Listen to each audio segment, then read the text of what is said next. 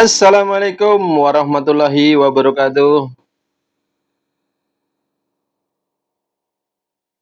Selamat pagi, selamat berjumpa kembali bersama saya di kanal Suara Kaki Lima.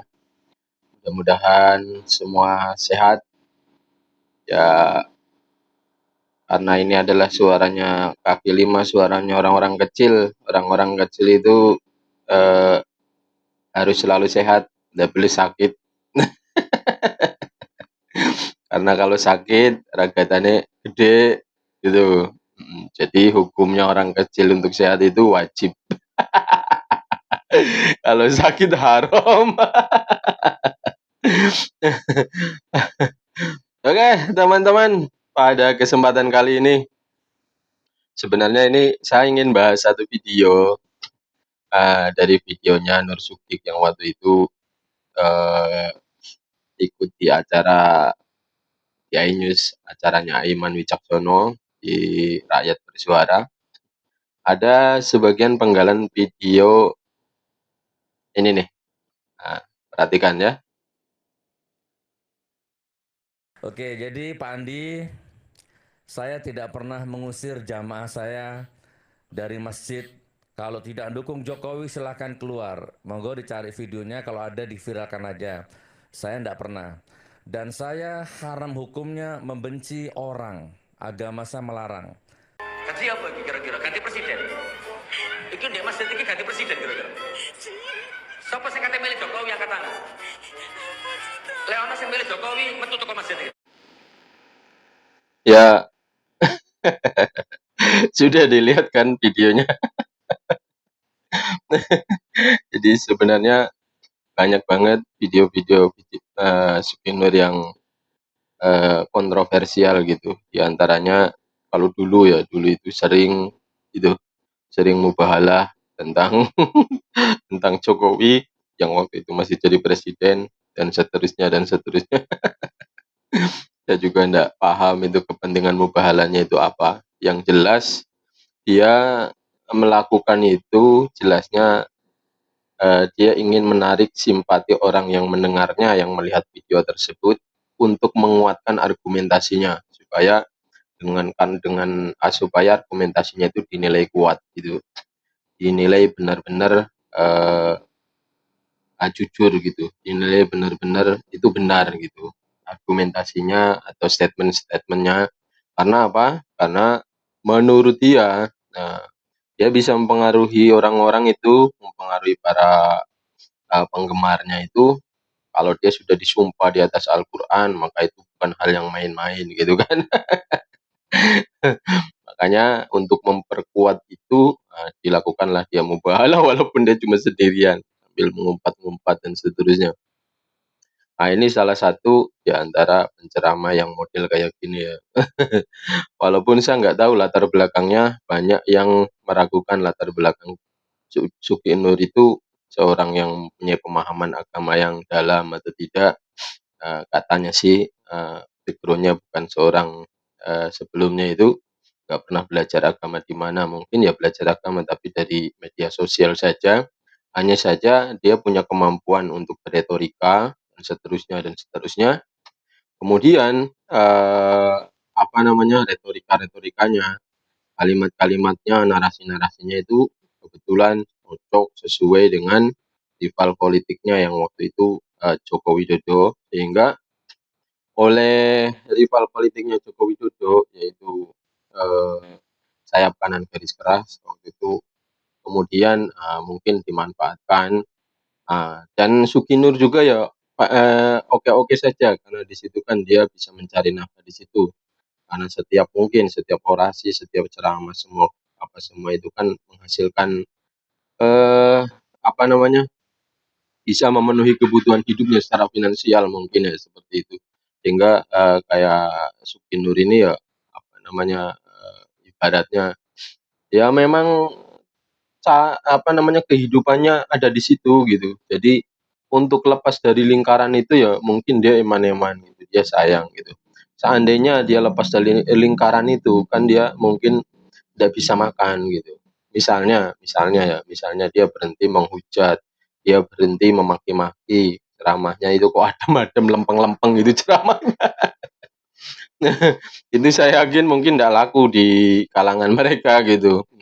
Karena orang-orang mereka itu menginginkan, orang-orang yang kalau ceramah itu, bisa maki-maki Pak Jokowi, bisa maki-maki pemerintahan. Itu yang diinginkan oleh, pendana-pendananya, itu yang diinginkan oleh, apa namanya, penanggung jawab mereka gitu kan. Makanya kalau seandainya Sugi Nur kok setelah ini karakternya misalnya kemudian karakternya kok lempeng-lempeng, nggak ada belok-beloknya, saya yakin dia ndak laku lagi dan dia akan kebingungan mencari makan. Karena kalau seandainya lempeng di kelompok di kelompok kanan moderat itu jelasnya ndak laku karena secara background mungkin mereka tahu siapa Sugi Nur itu dan artinya mungkin termasuk orang yang nggak pantas untuk, berceramah gitu. Walaupun secara prinsip gitu yang namanya mendengarkan ceramah itu kan kalau baik ya dari mana saja itu bisa diterima gitu kan. Kalau, apa namanya, yang diucapkannya itu baik gitu kan. Cuma saja secara emosional orang-orang itu kan biasanya dia melihat, figurnya gitu. Kalau figurnya orangnya, "Alah orangnya kayak gitu masa didengerin," gitu kan. Artinya meskipun, yang keluar dari mulutnya itu adalah hal-hal yang baik karena figurnya itu bukan figur yang baik, maka tidak akan berkesan sama orang-orang yang mendengarkannya gitu. Kembali lagi kepada ini ya, kepada ini Mang Suki Nur ini. Jadi Mang Suki Nur ini termasuk penceramah yang ya menurut saya ya kontroversial gitu, menurut saya ndak perlu lagi diikuti, apa namanya, eee, karena bisa merusak keharmonisan, apa namanya, keharmonisan, ketenangan, ketentraman dengan, ceramah-ceramah kontroversialnya gitu. Di antaranya video itu kan dia mengatakan haram hukumnya secara di dalam agama saya untuk membenci seseorang. Tapi pada, kenyataannya bahkan di salah satu klarifikasinya kan dia mengatakan kemudian saya cek apa benar ada video saya, ternyata benar katanya gitu kan, ternyata benar. Hanya saja kemudian kan bukannya minta maaf atau apa gitu kan, bukannya minta maaf, iya kesalahan ternyata saya hilaf gitu, lupa mungkin karena sudah terlalu lama dan seterusnya gitu kan, minta maaf lah gitu. Ternyata dia malah melakukan pembelaan bla bla bla dan seterusnya gitu.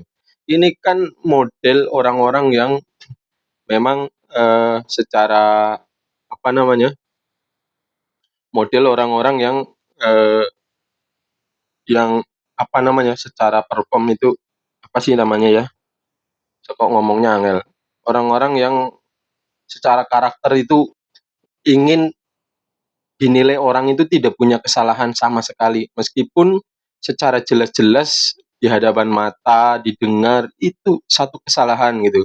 Jadi dia bagaimana caranya itu membela, kesalahannya itu dengan cara mengemas bahwa itu tidak salah gitu.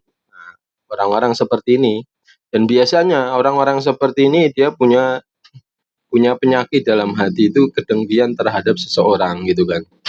Ya ya contohnya kayak beliau ini kan ya, diduga dia punya kedengkian yang sangat akut di dalam hatinya kepada Jokowi dan keluarganya gitu kan. Sehingga apapun yang dilakukan oleh Jokowi dan keluarganya itu, ya apa namanya, nggak ada nilai baiknya di mata dia gitu kan. Apalagi dia kan untuk saat ini itu kan, berada di satu barisan dengan para habaib gitu kan. Para habaib ini kan orang yang tidak suka gitu dengan Jokowi.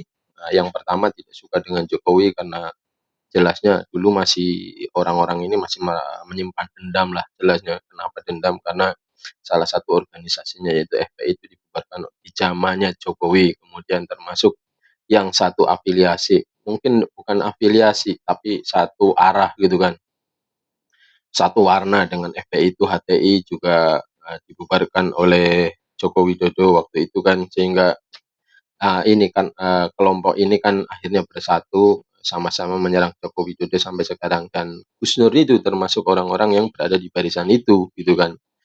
Ya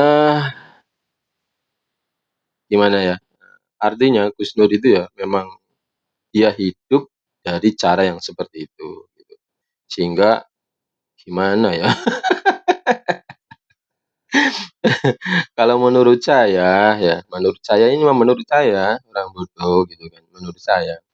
Orang-orang yang mengais rezeki dengan cara memaki orang, dengan cara, eee, menjelek-jelekan orang, dengan cara memfitnah orang, dengan cara mencela orang, mencaci maki orang, saya kira itu sama dengan mencari rezeki dengan cara yang haram dan hasilnya juga haram gitu. Menurut saya kayak gitu, gitu. Itu sama dengan dia itu, apa namanya, mencari uang dengan cara korupsi, misal uangnya kan ya halal gitu, tapi, uangnya itu kan, eee, secara kebendaan uang itu kan halal gitu kan.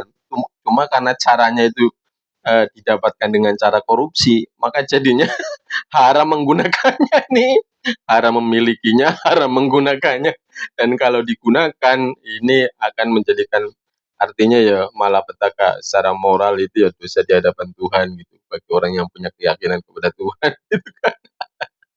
Sama dengan orang yang mencari penghidupan dengan ceramah, tapi cara ceramahnya itu misalnya dengan maki-maki orang, dengan merendahkan orang, kemudian mencaci maki orang, kemudian memfitnah orang dan seterusnya, merendahkan orang, ngata-ngatain orang, itu ya sama, nanti uang yang dihasilkan dari kerja dengan cara tersebut ya jadinya uangnya ini uang haram. Cuma karena ini dibungkus dengan agama gitu kan, dibungkus dengan agama, ini ceramah agama, tablik akbar, sehingga orang itu kesannya ini halal saja ini uang gitu kan, dan ndak ada yang menyadari, pendengarnya ndak sadar, yang ngelihat videonya nggak sadar, yang mengamati nggak sadar gitu kan. Apalagi di satu kolamnya, di satu pengikutnya atau pendengar setianya atau penggemarnya. Jelasnya kalau orang yang suka mendengarkan satu hal yang seperti itu dia punya karakter yang sama, yang satu arah gitu. Orang yang ndak punya karakter sama, pasti dia ndak akan betah dan akan pergi meninggalkan majelis itu, gitu. Tapi karena dia punya karakter samanya itu apa? Kesamaannya itu apa? Yaitu kedengkian kepada orang-orang tertentu, kebencian terhadap orang-orang tertentu, sehingga ketika ada narasi-narasi yang merujuk kepada orang tersebut, nah, dia itu nyambung secara sinyal itu nyambung. Jadi ada kedekatan, sinyal magnet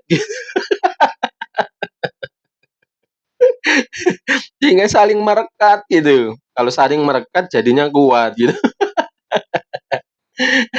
Ya kalau kuat ini sama-sama apinya, ini api ditambahi api ya semakin kobar-kobar gitu. Makanya kita perhatikan saja orang-orang yang, apa namanya, terkontaminasi dengan narasi-narasi yang seperti ini, itu biasa kalau demo pun ngajaknya ribut gitu biasanya. Orangnya sangar-sangar karena terbiasa dibakar, pikirannya itu dibakar dengan yang panas, ya itu terkesan orangnya itu sangar-sangar, kesenggol semet langsung muru, bois jedor. Itu, karakternya, ciri-cirinya seperti itu. Nah, oke, makanya ini ya, kalau kita mendengarkan ceramah, ceramah itu kan kita dengerin itu untuk melembutkan hati gitu, apalagi ceramah-ceramah agama. Ceramah apapun gitulah, misalnya ceramah yang memotivasi, itu kan supaya membuka pikiran, memberikan semangat, bahwa apa namanya, cara berpikir ini bisa lurus, bisa apa namanya, bisa terarah dan seterusnya. atau itu ceramah-ceramah agama yang mencerahkan dalam masalah-masalah fikih misalnya. Nah, itu kan tujuannya untuk itu gitu kan, ceramah agama itu yang mencerahkan masalah-masalah fikih gitu.